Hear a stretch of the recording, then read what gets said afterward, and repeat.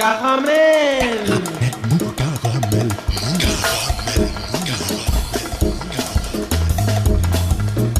Caramel. Mou. Caramel. Caramel. Mou.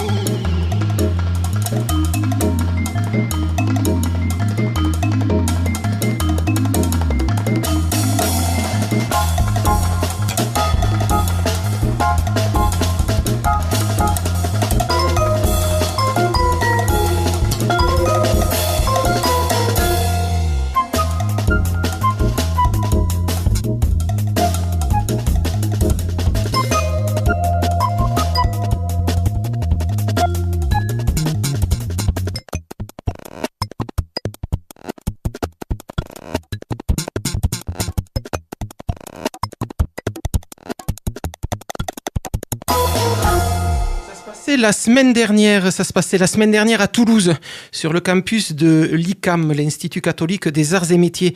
Mercredi dernier, pour être plus précis, le lendemain, une brochette de ministres devait visiter l'école de production Dynamica, qui accueille chaque année des jeunes entre 16 et 18 ans en difficulté, en rupture scolaire ou mineurs isolés, fraîchement arrivés en France et en phase de régularisation, afin de les former à des métiers liés à la métallurgie. Ils seront donc chaudronniers, tourneurs fraiseurs, métalliers, monteurs câbleurs.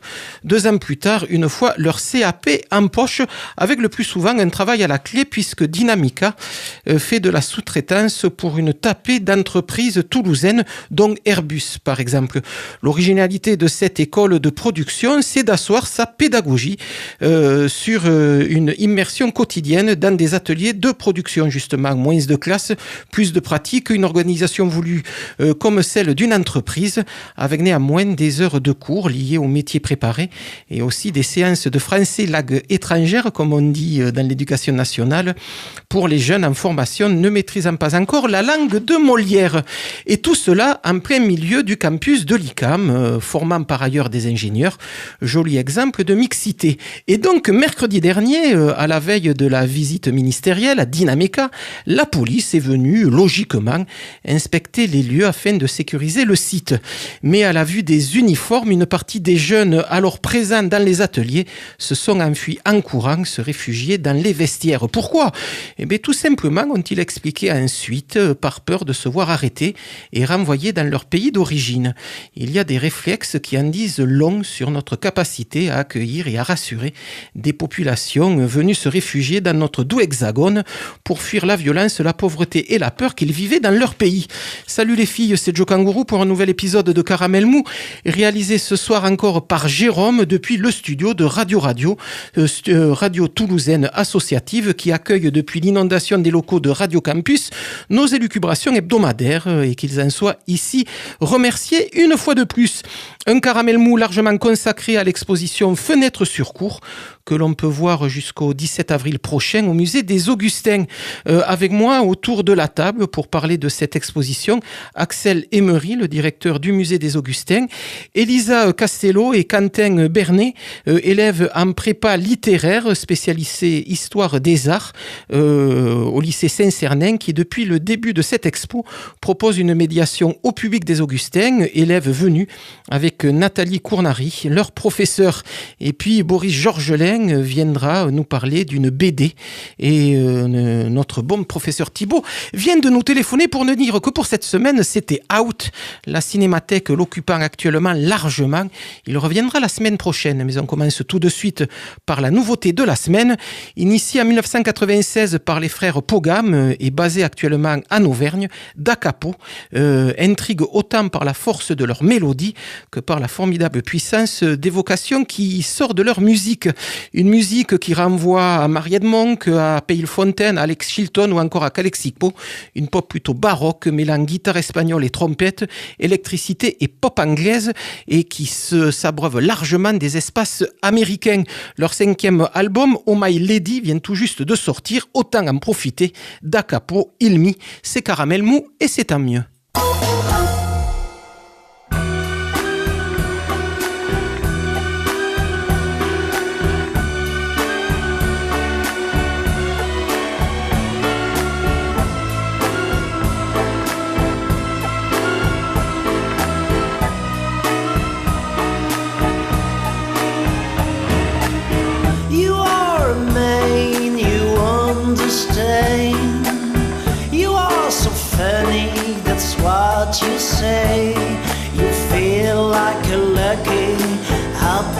man.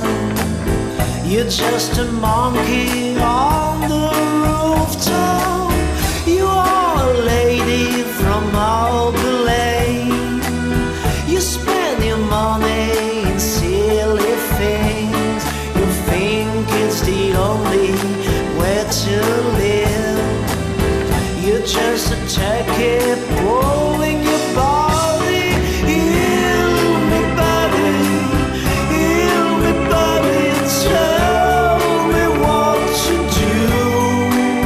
But I can't complain. I'm just one of them. Heal me, buddy. Heal me, buddy. Heal me, buddy.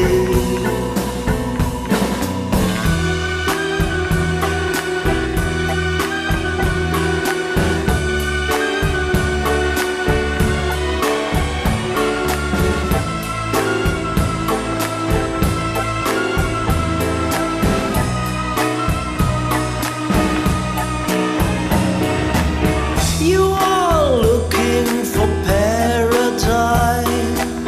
You have some ideas that make me laugh. You look like a preacher on the run. You are the master of the simulation.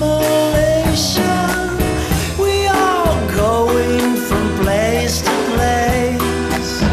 We sell our projects, we never rest.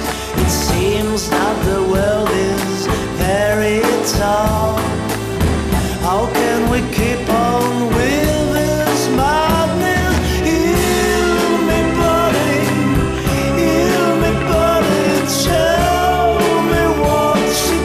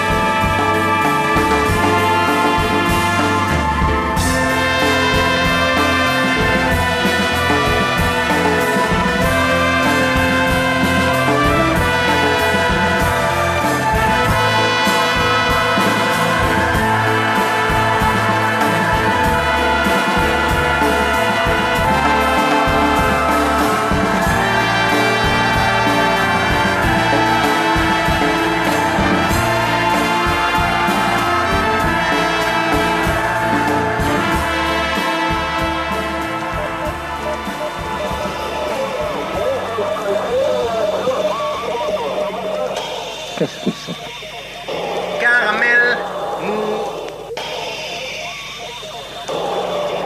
Et ça, qu'est-ce que c'est? Cette voix dont l'accent triomphant perce à travers le grésillement de la radio. C'est Joe Congo ou pardon? Boris Georgelin, bonsoir. Bonsoir. Je vous trouve très en forme ce soir. En off, vous voulez dire? Oui, Guilleret, printanier, c'est le retour de Sèvres, là. Oui. On va avoir pendant encore quelques décennies le printemps le 20 mars. Oui, pendant quelques décennies. Il paraît que le climat se détraque en ce moment. Non, c'est juste qu'on s'était habitué à ce que ce soit le 21, mais c'est pas immuable, puisqu'il y a des légères variations dans les mouvements de la Terre. Je voudrais revenir à une phrase qui m'a frappé dans votre éditorial. Vous parlez de ce groupe dont vous venez de nous asséner la musique. Apparemment, vous n'avez pas trop apprécié, non? Modérément. Ouais. Ils se sont abreuvés aux grands espaces, vous disiez. Je trouve ça très beau. Je voyais les grands espaces, mais s'il n'y avait pas de point d'eau, ça aurait été pour eux difficile de s'abreuver. Ouais, dans les déserts, effectivement, il n'y en a plus. Les grands espaces américains, ça va être l'objet d'une bande dessinée que j'ai lue. Je vais aller très rapidement parce que je les ai lus pour vous faire plaisir entre deux, étant donné que le fait que je suis très occupé au cabinet de Qui vous savez, parce qu'on espère gagner. On croise les doigts en tout cas. Et c'est Jolly Jumper ne répond plus de Bouzard, Guillaume Bouzard. Jolly Jumper. Oui. Le cheval le plus connu de la bande dessinée. Voilà. Lucky Luke, l'homme qui a eu l'idée de tirer contre son ombre, il dit Bouzard. C'est vrai que conceptuellement, on se dit oui, c'est pas bête quand même. Enfin, ou alors c'est très con justement. Mais visiblement, l'ombre de Lucky Luke dans ce Lucky Luke semble avoir un temps de retard sur lui. Et Bouzard, on l'avait connu, il était au tout départ dans des fanzines, et puis ensuite il a eu The Autobiography of Me Too, vous vous souvenez? Chez les Requins-Marteaux. Non, visiblement, vous vous souvenez pas. Tout à fait. Les Requins-Marteaux, c'est ce groupe albigeois de bande de dessineurs dont vous nous avez largement abreuvé lorsqu'il y a une quinzaine d'années. Oui. Vous avez commencé dans les grandes largeurs. Dans les grands espaces américains. Lorsqu'il y a une quinzaine d'années, vous avez commencé à chroniquer de la BD dans cette émission. Ils sont bordelais dorénavant, la boîte d'édition. Mais là, c'est Lucky Comics. Ce qui est intéressant, c'est l'éditeur officiel. Bon, il y a eu un schisme entre les héritiers de Maurice et je pense que c'était Dupuis à l'époque. Oui, peut-être. Donc maintenant, ils ont récupéré les droits, c'est Lucky Comics. Il y a eu des notes de blog qui disent « Mais j'ai rien compris à ce Lucky Luke ». Ceux qui n'ont rien compris sont des idiots. Oui, maintenant, je fais des statements, je fais des affirmations non argumentées. Da Capo, c'est à jeter. Ceux qui n'ont rien compris sont des idiots. Formidable. C'est une sève printanière, mais qui doit être viciée par quelque chose. Un charançon, un chancre, quelque chose qui fait que je suis méchant aujourd'hui. Cette méchanceté, vous allez s'en faire les frais encore pendant quelques minutes. J'imagine. Alors, on va être positif. C'est un très bel album, c'est très drôle, c'est l'humour de Bouzard, c'est presque des strips qui tombent sur une page à chaque fois avec une mini-chute. Et donc Lucky Luke, il a un souci de fond qui va traverser tout l'album, c'est que Jolly Jumper ne répond plus. Il ne répond plus à ses sollicitations, il ne l'aide plus dans des moments de grave danger, donc il y a un problème. En fait, on se rend compte en creux que c'est juste un cheval, à la con, de base. C'est plus Jolly Jumper, mais il a tous les atours, les attributs de Jolly Jumper. Et dans cette BD-là, en plus, il parle pas. Il parle pas, mais ça le rend, il est consterné. Donc il est convoqué par Monsieur le juge, ou je ne sais quelle figure à moustache, un favori, et voilà, il doit pour une mission de plus aller. Il y a un des frères Dalton, Jack. Donc c'est lequel? C'est le moyen grand, c'est le petit grand, c'est le milieu. Je crois que c'est le moyen grand peut-être. Il se pose cette question littéralement dans l'album parce qu'il n'arrive plus à se souvenir, qui fait une grève de la faim. Donc il faut qu'il aille voir au pénitencier. Et comme on lui fait remarquer que finalement il est tout le temps habillé de la même façon, il décide de changer et de troquer sa chemise jaune pour une chemise rouge. Et inversement pour le foulard. Et quand il s'habille différemment, plus personne ne le reconnaît au pénitencier. Excusez-moi, j'ai vu Jolly Jumper, est-ce que Lucky Luke est là? On ne le voit pas. Bon, donc ça, c'est déjà assez drôle. En préalable, quand il est convoqué chez le juge, où il essaye d'arrêter parce qu'il lui propose une brindille, il dit non, j'essaye d'arrêter, il faut être fort, parce que vous savez que la célèbre cigarette de Lucky Luke a été remplacée par une brindille, le coup de boutoir de la bien-pensance. Oui, pardon, moi je dis bien-pensance, vous dites loi E20. C'est antérieur à la loi E20. Je pense que c'est pour la pénétration du marché américain. Et donc, il lui propose une brindille, il essaye d'arrêter. Bon, donc il arrive au pénitencier, mais en fait, c'est un complot, puisque, Jack fait la grève de la faim, et effectivement, il fait la grève de la faim parce qu'il a reçu une dent, peut-être la dernière dent de Ma Dalton, la grand-mère des Dalton, qui s'est fait kidnapper. Et donc, il a pour mission d'accompagner les Dalton, bon, évidemment non armés, et de les emmener à la recherche de leur mère. Pour la délivrer des griffes du malandrin qu'il a pris au piège. Donc, je vous délivrerai pas. Enfin, il y a un suspense terrible et je vous dirai pas ce qui se passe. Je vais pas divulgacher, hein, comme disent nos amis québécois. Mais il se peut qu'il y ait un piège. Est-ce que Lucky Luke va se faire prendre? Vous le saurez en lisant Jolly Jumper ne répond plus de Guillaume Bouzard chez Lucky Comics. Simplement une question. Est-ce que Jolly Jumper reparle à la fin de la BD? Vous le saurez en lisant Jolly Jumper ne répond plus. Je peux pas vous... Non, je peux pas vous le dire. Il faut le lire, c'est très drôle. Une autre bande dessinée, si vous voulez bien, dont on a entendu beaucoup parler. En général, je ne parle pas de vraiment ce qui sort, mais là, j'ai été pris par les assauts, les coups de boutoir répétés de la modernité, qui ont fragilisé ma défense. Non, je restais sur des trucs à l'ancienne. Je voulais parler de Philémon, je voulais parler de Little Nemo, je voulais parler du sapeur Camembert, et finalement non, je suis obligé de parler de l'actualité. Alors, Gérard, 5 années dans les pattes de Depardieu de Mathieu Sapin chez Dargaud, il n'a pas besoin de nous, d'abord personne nous écoute, mais il n'a pas besoin de notre, je le dis pour les invités pour la suite. Oui, de toute façon, nous ne sommes pas en direct, allez. En plus, mais il n'a pas besoin de ça. Non, mais même si c'est diffusé dans 15 jours, ce sera quand même dans une forme d'actualité. On entend parler parce que le sujet de son étude, Mathieu Sapin, c'est un auteur qu'on avait découvert il y a 15 ans ici, lors de ma première chronique, puisque au requin-marteau, il avait fait Super Murgeman, joue et gagne. Voilà. Son super pouvoir, c'était de pouvoir prendre une biture et de s'en servir pour terrasser les méchants. Il buvait de la bière et ensuite il était très fort, il vomissait sur ses ennemis, il les terrassait. Donc c'était les requins marteaux étaient vraiment punk à l'époque. Oui, enfin c'était, ils avaient tous enfin ça ressemblait beaucoup à un fanzine. C'était presque des aplats, des calques, du noir et blanc, mais c'était quand même assez structuré ce que faisait Mathieu Sapin, qui est un petit bonhomme assez doux et fort sympathique, et qui a eu son heure de gloire, enfin qui est toujours déjà très connu, parce qu'il avait suivi François Hollande pendant sa présidence. Il faisait un carnet quelque part, où il suivait François Hollande. Donc il y a eu quelques petites... il y a eu des échos de cette chose-là. Il a fait la même chose avec Gérard Depardieu entre 2012 et 2016. Ils vont en Azerbaïdjan, ils vont au Kazakhstan. Il faut savoir que dans la plupart des choses qui sont racontées sont vraies, parce que c'est un reportage transcrit sur plusieurs années. Pierre Richard et Gérard Depardieu sont des idoles dans les pays de l'Est, mais vraiment des idoles. Et au point que dans le village le plus reculé d'Azerbaïdjan, il trouve des gens qui veulent 50 personnes pour faire un selfie avec lui, pour l'inviter à manger. Alors voilà, Gérard Depardieu, c'est un ogre. Il dit, il a pas de surmoi, il dit tout ce qui lui passe par la tête. Bon, il peut parce qu'il a beaucoup de talent, il peut parce que ça fait longtemps c'est un monstre sacré au sens de l'expression usuelle.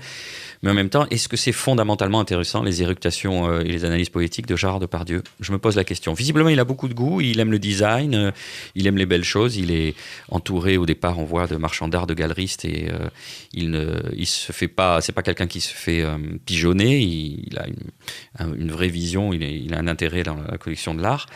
Il est beaucoup plus doux qu'on ne le pense, c'est-à-dire que visiblement il n'a pas d'ennemis non plus, même les gens qui le carottent ou qui essaient de le pigeonner pour des millions de dollars, tout ça, il passe vite, sa colère elle passe assez vite.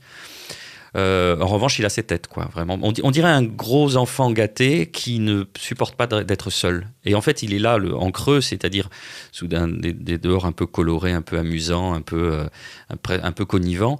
On voit quand même une immense solitude, une immense tristesse qui se dégage de ça, quoi. Et donc, il a décidé de penser qu'à lui-même parce que le reste le fait chier. Mais il le dit, il assume complètement. Donc, on le voit au Portugal, dans un film financé par Branco où il prend le minimum syndical, film tourné par Fanny Ardant, il joue un Staline vieillissant. Il est dans son bain, il est massif, il est énorme, il est gargantuesque, il a une oreillette où on lui souffle les répliques. Les dialogues. Visiblement, il consomme moins d'alcool qu'on pourrait le croire. Puis, donc je ne sais pas si c'est...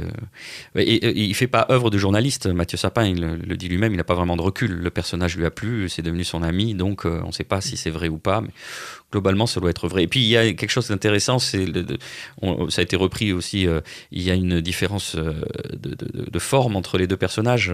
Mathieu Sapin doit faire 1m65, et voilà, donc entre le petit et le gros, Laurel et Hardy, on voit le dessin et on voit les photos dont il s'est inspiré, c'est vraiment drôle, quoi. Ils sont dans un sidecar, Gérard Depardieu conduit à 140, 150, 160 parce qu'il faut que ça aille vite, et Mathieu Sapin tout petit à côté et son croquis, donc c'est assez rigolo. Mais on n'échappe pas à l'écueil de l'ennui. On se dit, il y a beaucoup de name dropping, il connaît plein de gens évidemment, il y a plein de gens qui viennent le solliciter, il y a plein de projets qui se montent, il mange à s'en faire péter la panse. Mais en même temps on se dit, et qu'est-ce qui se passe au fond? Voilà. Je sais pas. D'où la question, pourquoi cette BD a actuellement autant de succès, fait autant le buzz? Parce que Gérard Depardieu, ça vend toujours, c'est intéressant. Les gens ont envie d'un. Voilà, il nous reste Gérard Depardieu et ses excès. Tout va très vite chez lui, tout est trop. Voilà, tout est trop. Et à côté, il y a un petit gars qui sourit en coin et qui le croque. Ouais. Donc il va avec lui dans les saunas, ils sont à poil, ils se font, on leur donne des coups, avec des boulots dans les saunas russes. Visiblement, il connaît bien la Russie, mais quand il part dans des diatribes pro-Staline, même les gens qui l'invitent et qui sont pro-Poutine sont un peu gênés. Quand même. Freine, Mimosa, freine. Parce que là, donc l'analyse géopolitique de Gérard Depardieu, franchement, on peut aisément s'en passer. On peut s'en passer. Mais le personnage est. On a déjà celle de François Fillon en ce moment. Le personnage c'est pas la peine d'en rajouter.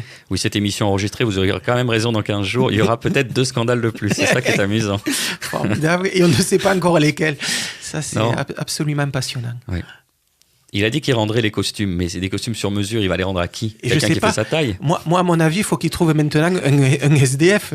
Il peut pas les rendre. Il peut pas les rendre au magasin. C'est pas possible. Je crois que Jean-Michel Apathy a dit qu'il faisait la même taille. Et il s'est positionné pour les récupérer. Il s'est déjà positionné. Oui, il a dit sur Twitter. Bon, faut quand même les faire passer au pressing. C'était il y a 15 jours, chers auditeurs. On sait ce qui s'est passé depuis.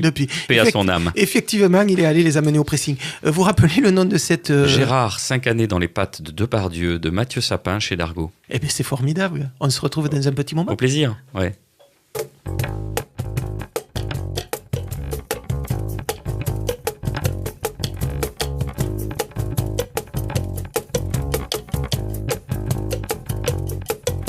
Tu dis, tu n'as pas grand-chose à vivre dans le lit du courant, que les étoiles seules t'attirent vers le fond de l'océan. L'eau de la mer, tu ris, si risible semble être mon amour. Voir le peu de respect qu'il t'inspire et le franc-parler qui est ton style, tu me le renvoies nuit et jour. La différence, c'est ton absence. La différence.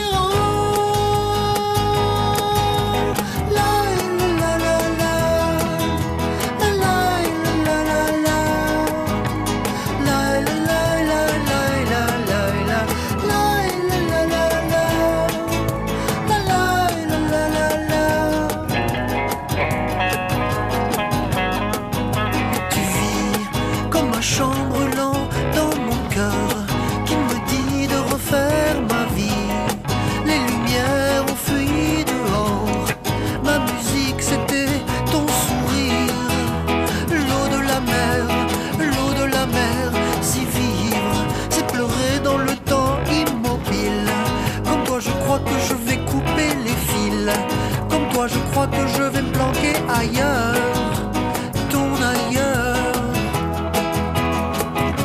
La différence, c'est ton absence. La différence. La la la la la. La la la la la. La la la la la la. La la la la. La la la la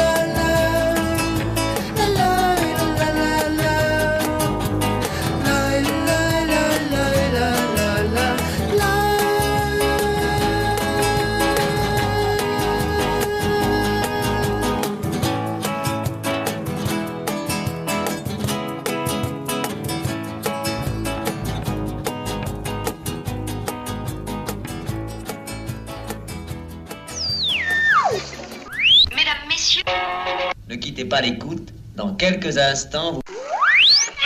Caramel mou. Alors, on vient d'écouter Nicolas Pogam, L'eau et la mer, extrait de son dernier album Aqua Mosley. Jusqu'au 17 avril, on passe à la suite, jusqu'au 17 avril, on peut voir une exposition au musée des Augustins, Fenêtre sur cour, et on va passer le reste de l'émission à discuter un peu de cette exposition. D'abord avec Axel Emery, le directeur des Augustins. Bonsoir. Bonsoir. Et puis également avec deux élèves qui sont actuellement en prépa au lycée Saint-Cernin et qui assurent quelques jours dans la semaine, dans ce même musée des Augustins, ce qu'on appelle une médiation culturelle. Vous nous direz un peu comment il faut appeler ça exactement. Enfin, en clair, ils vont voir les spectateurs, les gens qui viennent voir l'exposition pour leur donner un peu leur vision de certains tableaux de cette exposition consacrée donc aux fenêtres sur cour.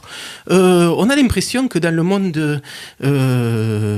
monde des musées, Axel Emery, on a besoin maintenant d'aller chercher très très loin des raisons de monter une exposition, que simplement une simple évocation d'un artiste ne suffit plus. C'est surtout que chaque musée fait des expositions un peu à son image, selon son histoire, selon ses collections. Or, Toulouse n'a pas 50 artistes de tout premier plan qui mériteraient des expositions monographiques. Et aller chercher les 10 têtes d'affiche que le public connaît, c'est aussi tout à fait cher et pas forcément intéressant. Donc, ce qui est intéressant, c'est de trouver des vrais propos qui permettent, sans se renier, c'est-à-dire de faire vraiment un travail scientifique de qualité et en même temps de faire quelque chose de tout à fait pertinent pour le public, d'intéressant. Voilà, donc c'est ça l'idée, c'est-à-dire d'être dans quelque chose de très scientifique et en même temps de très accessible. Donc, cette exposition, Fenêtre sur cour, c'était quoi le but du jeu? Évidemment, on pense à Hitchcock et à son film. C'est vrai qu'on est quand même loin du propos évoqué dans cette exposition. Non, je vais vous décevoir. Un titre, c'est essentiellement quelque chose qui claque de manière publicitaire, donc ça n'a pas forcément un rapport très très étroit avec l'exposition, parce que là, on n'est pas tellement à la fenêtre, sauf dans quelques tableaux, on est vraiment dans la cour. Et c'est plutôt une exposition, en fait, sur le regard du peintre. Le peintre voit différemment. Et on va justement se mettre dans les pas du peintre et on va voir comment cet espace est appréhendé. Et finalement, les 4 murs de la cour, ça devient une sorte de fil conducteur qui nous permet de passer sans transition, un peu comme dans des images qui s'emboîtent, d'un univers dans un autre.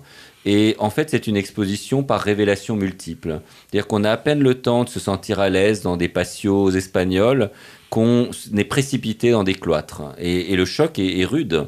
Et puis, alors qu'un certain nombre de tableaux sont plutôt majestueux, agréables, plutôt chaleureux, bienveillants, tout à coup, on se retrouve littéralement happé par des scènes carcérales, des scènes d'hôpital psychiatrique. Donc, c'est une exposition qui permet de vivre des expériences aussi. Avec au moins dans sa première partie, avec une série de tableaux qui montrent comment au XIXe siècle, encore la mythologie gréco-romaine était importante dans la façon un peu pompière de montrer des personnages et de raconter une histoire. Oui, en fait, c'est de la peinture, effectivement, d'histoire, avec l'idée d'une narration morale, hein, l'idée d'une historiette qui puisse faire réfléchir. Et en même temps, on se rend compte que la cour n'est jamais un prétexte. La cour est un protagoniste moral de ces scènes. Et finalement, ce qui se déploie dans les cours est peut-être moins important que l'ordonnancement soigneux, majestueux de ces atriums où se déroule cette histoire.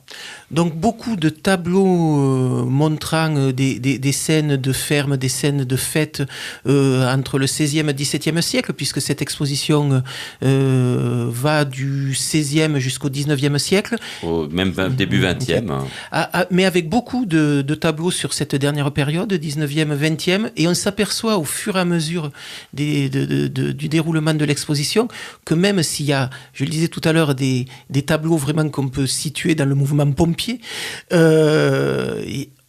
on commence à voir arriver toutes les révolutions de la fin du 19e avec des tableaux. Je pense notamment à une arcade qui doit être peinte depuis l'Alhambra de Grenade, où les colonnades s'effacent peut-être, alors c'est une esquisse, mais peut-être dans des coups d'éponge, et on commence à voir des choses qu'on va pouvoir voir un peu plus loin dans l'impressionnisme. Il y a cette découverte, au moins pour moi, qui ai vu l'exposition hier, Rossignol, un peintre espagnol qui fait là aussi un travail sur la couleur, sur des moments d'estompe qui est assez vertigineux. C'est vrai qu'on commence à voir dans les tableaux que vous montrez aussi, fin du 19e, déjà la révolution début du 20e qui s'annonce. Oui, alors ce n'est pas une exposition sur la modernité ni sur la tradition, c'est une exposition sur justement le peintre qui va mettre le meilleur de sa technique au service d'une inspiration. Et finalement, le caractère essentiel de ce pan de mur, parce qu'on est vraiment dans cette sensibilité du pan de mur ou des pans de mur, ça va lui permettre de déployer tout son art, toute sa mélancolie. Donc c'est un art extrêmement personnel que déploient ces artistes. Et d'ailleurs, dans certains cas, on voit le chef-d'œuvre unique de l'artiste. Par exemple, de Hodin, qui est un peintre un peu quelconque, mais sa cour marocaine est absolument sublime.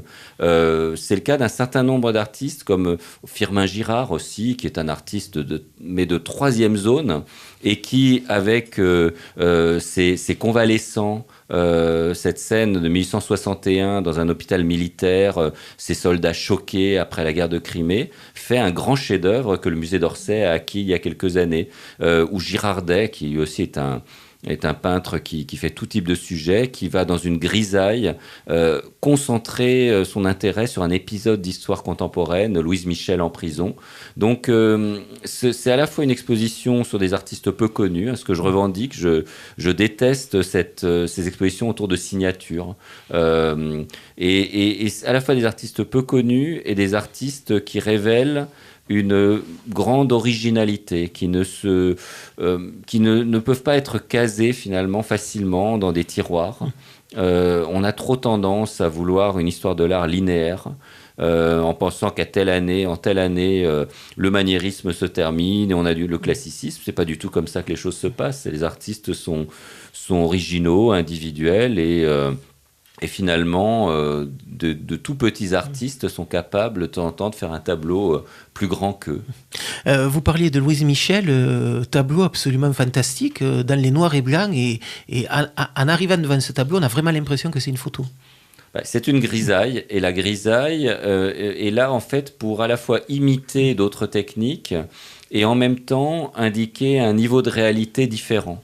Un niveau de réalité fort, mais en même temps, on est dans un univers parallèle. Et à la fois, c'est au fond une planche de l'illustration peinte, c'est un peu une gravure, c'est un peu un manifeste, et c'est surtout un morceau de peinture.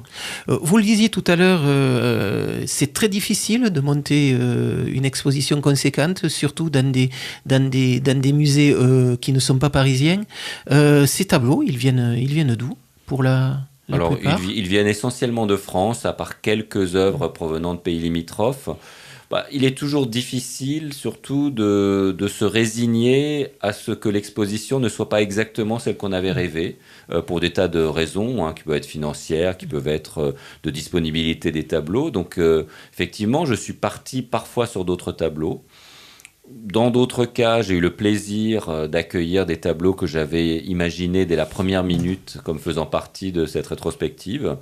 Mais c'est un art du renoncement qui est très intéressant aussi, parce que finalement, on arrive petit à petit à construire son propos autour de ces tableaux, quels qu'ils soient. Donc, c'est pas si difficile que ça, je dirais. Il y a une sorte d'épure qui se crée, tantôt volontaire, tantôt involontaire, mais on s'adapte. Et l'essentiel, c'est de de garder son propos intact, tout en sachant parfois choisir un chemin de traverse quand les œuvres y invitent.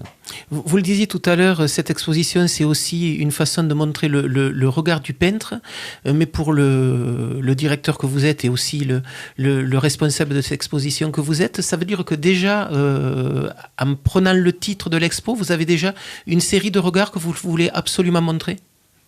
Oui, je suis parti de quelques œuvres qui me paraissaient évidentes. J'avais une conception de l'exposition, c'est-à-dire que c'est vrai que la cour mélancolique, la cour avec des personnages absents, était la cour qui convenait à mon imagination, qui nourrissait cette imagination. Après, je n'ai pas exclu des cours bruyantes, des cours bling bling. Par exemple, Les femmes d'Alger est un tableau que je n'aime pas au fond, mais qui a sa place dans l'exposition. Donc, ce n'est pas qu'un goût personnel, c'est vraiment ménager aussi des contrastes importants. Mais c'est sûr que voilà, il y a un noyau dur qui était pensé dès le départ. Et penser de manière plus visuelle. Une exposition ne devient un discours qu'une fois qu'on a qu'on l'a imaginé de manière visuelle. Parce qu'une exposition, c'est pas quelque chose de théorique, c'est quelque chose de vivant, qui grandit aussi dans un dialogue avec la scénographe. Et donc, voilà, les choses se mettent en place très progressivement. Mais le caractère visuel domine sur une vision théorique, parce qu'une exposition, ce n'est pas qu'un discours. Très bien, on est en train de parler de l'exposition Fenêtres sur cour, visible jusqu'au 17 avril au Musée des Augustins. Un peu de musique et on se retrouve.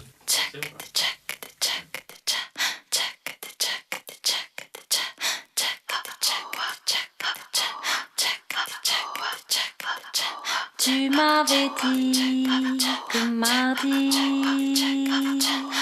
le ciel ne serait plus gris.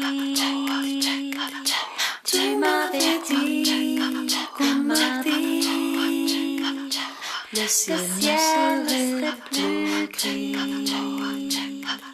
Tu m'avais dit que mardi, le ciel ne serait plus gris.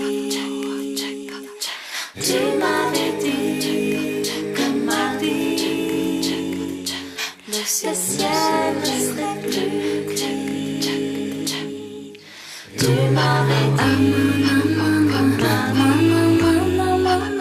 le ciel ne serait plus gris. Tu m'avais dit que mardi, le ciel ne serait plus gris. Tu m'avais dit que mardi, le ciel ne serait plus gris. Tu m'avais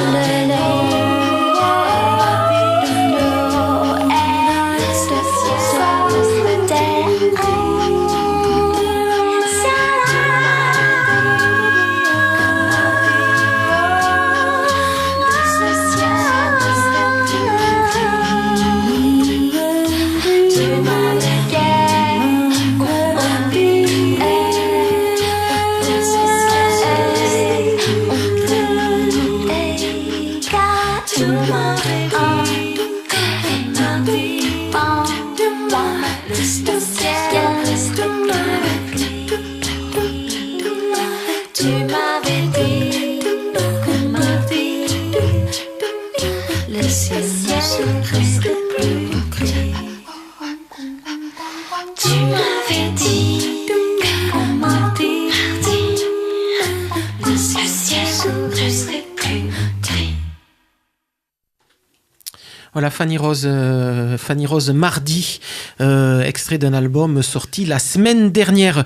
On continue sur cette exposition Fenêtre sur cour avec une initiative qui court un peu sur tout le long de cette exposition, des élèves donc des classes de prépa de Saint-Cernin, spécialisés dans les histoires des arts, se sont mis en tête de proposer un certain nombre de commentaires aux visiteurs de cette expo. Et avec moi, deux élèves et donc deux médiateurs de cette exposition, Elisa Castello et Quentin Bernet, bonsoir. Bonsoir. Vous pouvez déjà nous dire dans quelles conditions c'est monté cette médiation pour cette exposition ? Alors à la base, c'est les cagneux, donc les deuxièmes années, qui sont responsables. Et nous, on est venus en soutien et on termine l'exposition puisque eux passent les concours. Et donc on a dû faire un commentaire, l'écrire. Notre professeur, Madame Conary, l'a corrigé. Ensuite, il est passé devant les yeux indulgents de Monsieur Henry. Et enfin, nous avons pu entrer sur le terrain avec notre commentaire prêt et les spectateurs qu'on doit parfois aller chercher. Et l'idée, c'était quoi en allant faire ce travail dans cette exposition ? C'est un travail demandé par les études, par l'école, ou c'est quelque chose qui est venu des élèves ? Non, je pense que c'est une initiative collective. C'est pour accompagner le public dans l'analyse de certains tableaux, les accompagner pour leur apporter des connaissances qu'ils n'ont pas vraiment, ou simplement pour juste échanger avec les spectateurs sur le tableau en question. Donc je dirais que c'est plutôt quelque chose de collectif. Oui. Justement, qu'est-ce que vous vouliez montrer aux spectateurs ? C'est une des premières fois qu'on voit ça aux Augustins. Je pense que c'est peut-être une des rares fois qu'on voit ça sur des musées à Toulouse. La médiation existe, c'est quelque chose qui existe depuis longtemps, mais impliquer comme ça des élèves de classe qui se préparent justement à en faire peut-être leur métier. Si vous êtes spécialisé en histoire de l'art, c'est sans doute pas pour des prunes. C'était quoi vous vouliez montrer quoi aux gens qui allaient vous écouter ? Déjà, c'est intéressant d'avoir un ressenti. Le nôtre et également celui du public, d'avoir un ressenti face à un tableau, ce qu'il peut évoquer. Puis ensuite, nous, les connaissances qu'on peut apporter, c'est par rapport au contexte déjà, à des courants ou à des thèmes plutôt répandus dans la peinture. Et puis ensuite, oui, des informations sur le contexte qui peuvent déjà aider à interpréter le tableau. Par exemple, dans la salle des cloîtres, des informations sur la peinture des bâtiments médiévaux et des cloîtres. Mais aussi, peut-être... Un autre regard sur le tableau, puisque peut-être que nous, on est un peu plus habitués à analyser des tableaux, même si tout le monde, je pense, a la capacité d'observer et de déduire des choses. Mais oui, déjà, le simple fait d'avoir deux regards différents sur un tableau, je trouve ça intéressant, et même plusieurs. Et puis, on a des connaissances sur les techniques ou sur les courants, sur le détail qui peuvent forcément aider et qui peuvent amener à un échange intéressant. Elisa, on vous a amené le catalogue de cette exposition en vous demandant, et je pense que Quentin sera aussi obligé de faire le même exercice tout à l'heure, que vous choisissiez un tableau et pour nous montrer un peu qu'est-ce qui se passe lorsque vous vous adressez donc aux visiteurs de cette expo. Alors, ce qui est intéressant, c'est que quand on rencontre les spectateurs, on leur montre à quel point on peut faire parler un tableau, ce à quoi ils ne s'attendent pas vraiment. Donc, moi, j'en présente deux. Ce sont des commentaires comparés. Un de mes tableaux, c'est donc le mien, celui que je me suis approprié. C'est Vue intérieure de cloître, du cloître Saint-Sauveur à Aix-en-Provence d'Auguste de Forbin. Et il attire beaucoup les enfants quand je leur en parle parce qu'il y a un fantôme au premier plan.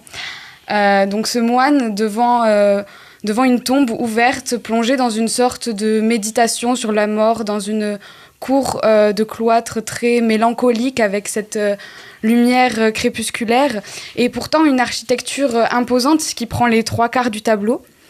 L'architecture donc gothique de la cathédrale d'Aix-en-Provence.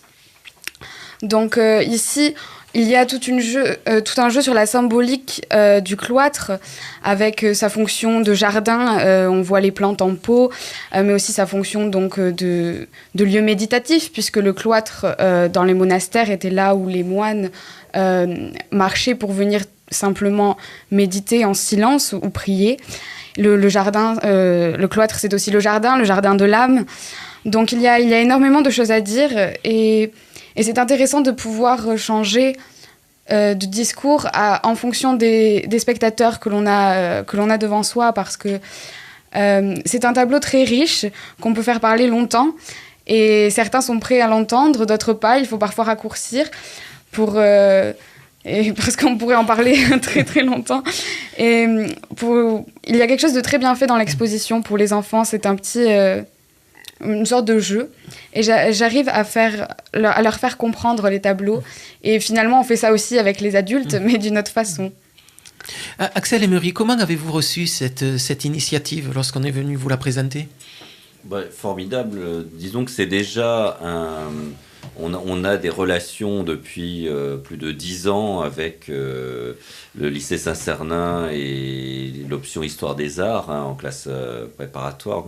Donc c'est tout naturel d'arriver à aller au-delà, je dirais, de cet échange de connaissances, pour arriver à l'art de la médiation. L'art de la médiation ne doit pas échapper aux historiens de l'art. C'est-à-dire qu'il faut que la médiation qui s'impose sous toutes ses formes dans les musées soit aussi portée par des historiens de l'art qui fassent passer vraiment un langage particulier.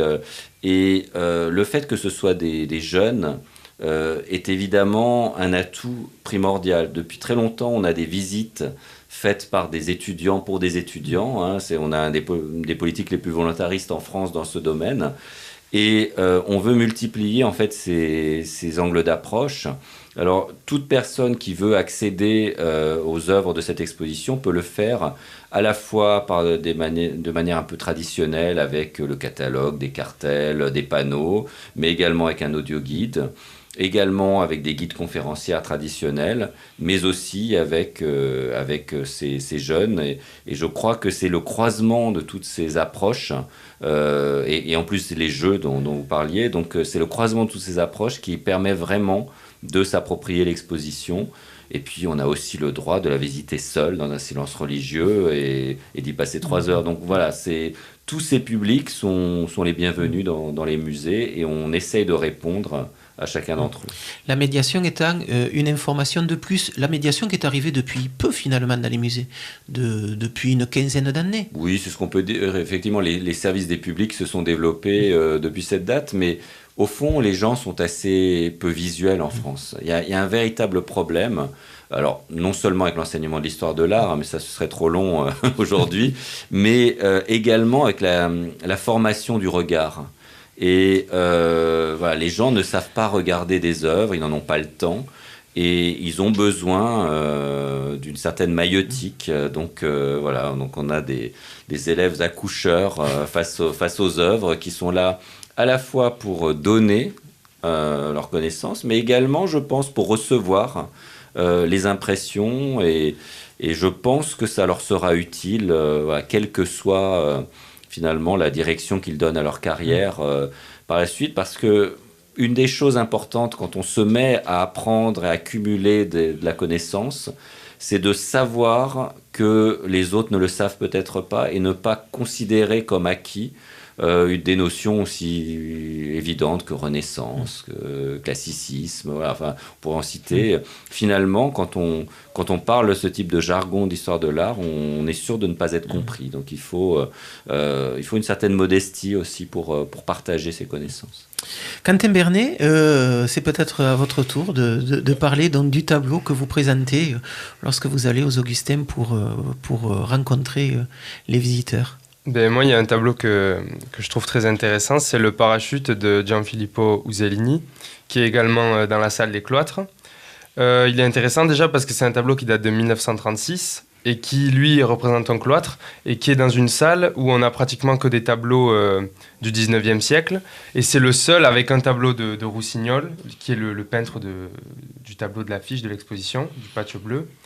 Ce sont les deux seuls tableaux qui aient été peints au XXe siècle. Et ils offrent, je trouve, une approche intéressante du sujet, puisque c'est un sujet qui est plutôt lié au 19e siècle, à une peinture plus académique. Et là, on a des approches plus modernes de ce sujet qu'est le cloître, puisque ici, ce tableau qu'on a, c'est une cour de cloître italien Renaissance, où on voit un parachutiste descendre à travers le cloître et qui effraie des nonnes qui s'enfuient par la porte d'entrée principale. Donc cette scène, elle est assez frappante quand on la voit. Et d'ailleurs, pour la médiation, c'est plutôt agréable, puisqu'en général, les gens ils sont frappés par cette scène qu'on n'a jamais vue, sauf peut-être dans La Grande Vadrouille, mais voilà, pas forcément dans un musée. Je vois que vous avez des références. Oui. Et alors, on se pose beaucoup de questions sur ce tableau. Déjà, il y a une atmosphère très, très étrange. On a un ciel qui est voilé et pourtant une lumière solaire qui éclaire... Donc un parachutiste qui entre dans un cloître, un parachutiste qui a l'air presque figé, qui a l'air d'un jouet, d'un pantin qui est immobile. Et on se demande surtout pourquoi est-ce que ce parachutiste fait fuir les sœurs. Et Usellini, c'est un peintre qui a un rapport très, très, très spécial au passé et à la religion catholique. Beaucoup de peintres modernes se rebellent souvent contre les institutions, les conventions, les choses comme ça. Et Usellini, c'est plutôt le contraire. Ce tableau, il semble témoigner d'une certaine nostalgie du passé de l'Italie, puisque déjà le cloître, il évoque clairement une architecture de la Renaissance. Il peut faire penser au palais de Mantegna, donc un grand peintre italien à Mantoue, déjà par l'architecture et puis aussi par la technique utilisée pour la réalisation de ce tableau. C'est de la tempera sur bois. Et la technique la plus répandue, notamment au 19e siècle, de peinture, c'est la peinture à l'huile.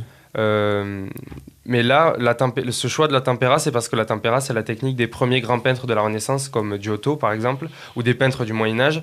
C'est, au lieu d'utiliser de l'huile pour mélanger au pigment, on utilise une colle ou de l'œuf. Donc le rendu, déjà, est différent. Et il y a vraiment, quand on voit ce tableau, c'est sûr que ce serait mieux de l'avoir sous les yeux, mais il y a vraiment, quand on voit ce tableau, une citation et on a un rappel comme ça de ce passé de l'histoire de l'art italien. Et on se demande vraiment pourquoi un parachutiste arrive dans ce cloître. On pourrait peut-être se dire que c'est une vision allégorique comme ça de la technique et de la modernité qui viole comme ça un espace... classique. Plutôt classique et dédié à la réflexion, au calme et à la méditation. On a cet élément perturbateur qui vient violer ce calme. Mais en même temps, le cloître, on pourrait le prendre comme une espèce de cocon et de refuge, mais la perspective en contre-plongée, elle lui donne aussi un aspect assez carcéral. Il nous enferme un petit peu, puisque déjà la seule ouverture qu'on a sur le ciel, elle est bloquée par des nuages. Et voilà, la perspective en contre-plongée, elle nous donne un peu la sensation d'être écrasé par ce cloître, qui a aussi une géométrie très intéressante. Donc oui, la perspective, comme je disais.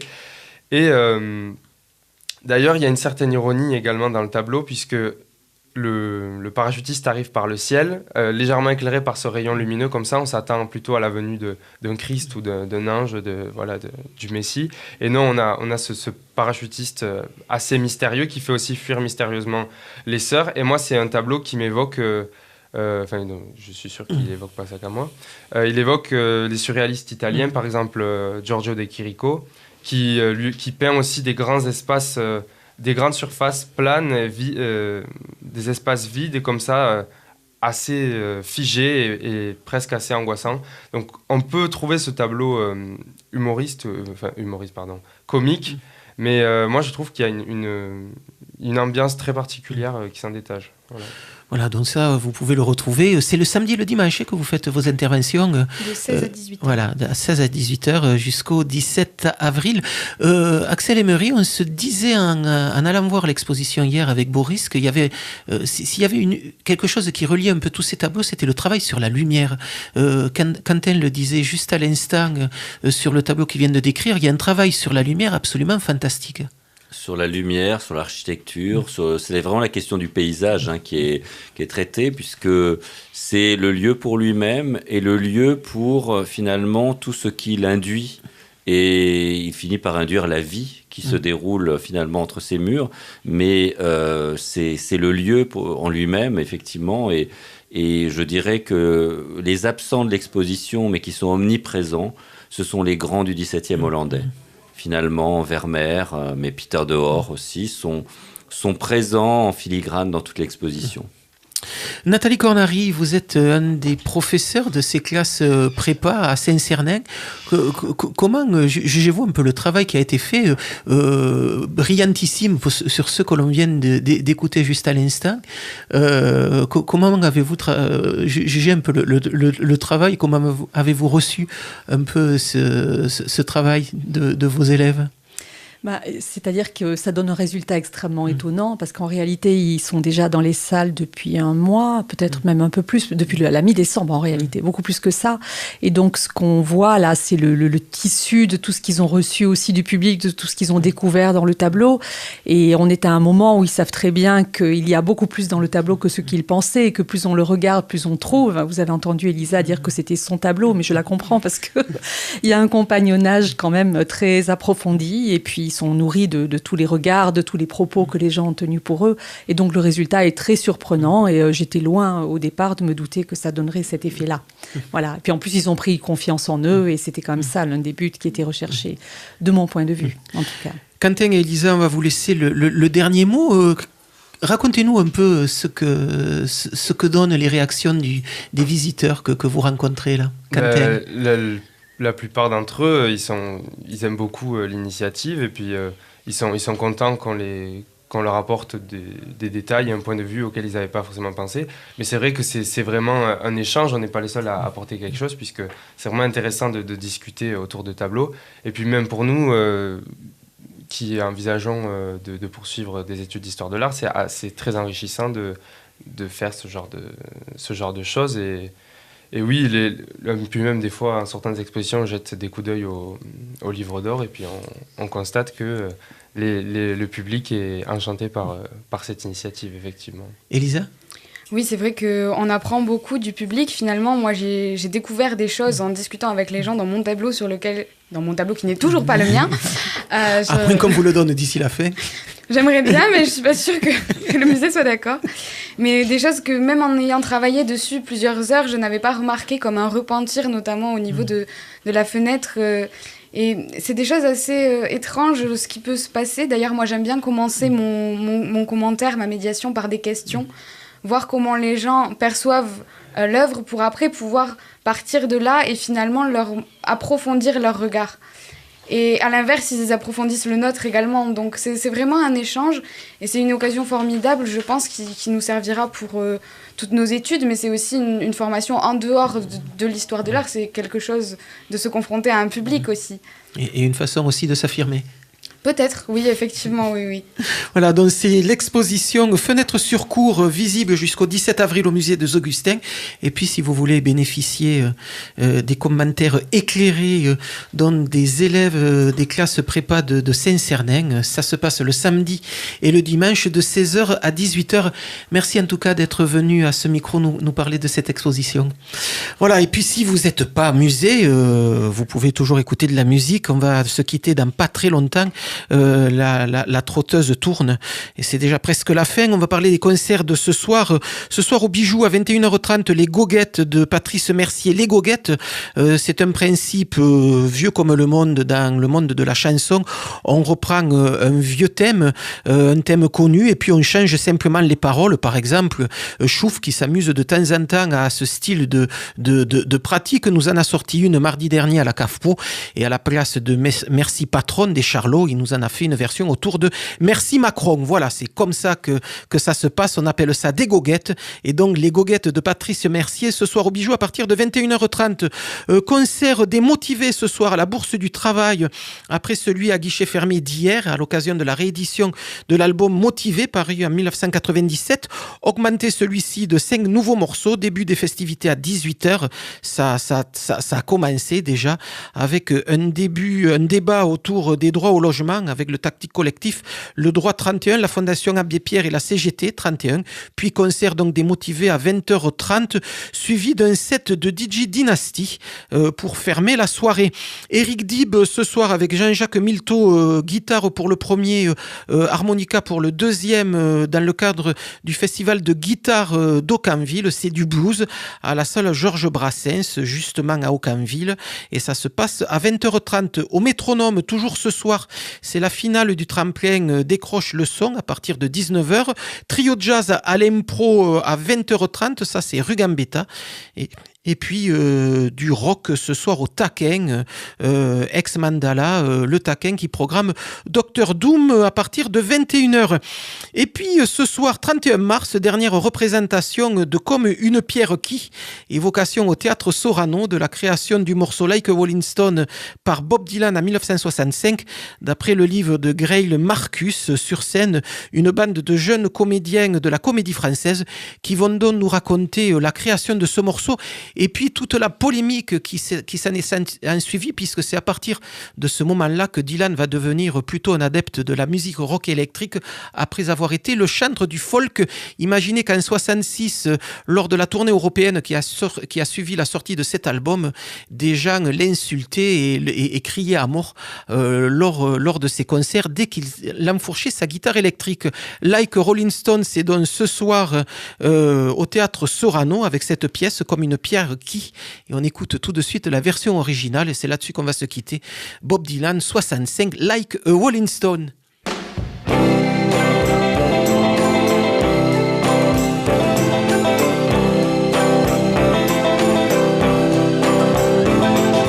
Once upon a time you dressed so fine, threw the bumps of dime in your prime, like a rolling stone.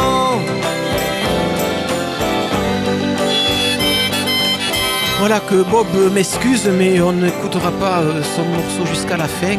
On va le chanter, comme vient de nous le rappeler Boris Georgelin, qui est attentif à toutes les fautes de prononciation que l'on peut faire dans ce studio. C'est notre caution culturelle ici dans Caramel Mou. Voilà, on se retrouve la semaine prochaine, même heure, même adresse. D'ici là, eh bien, faites ce que vous voulez, sortez, il y a plein de choses à voir. Caramel.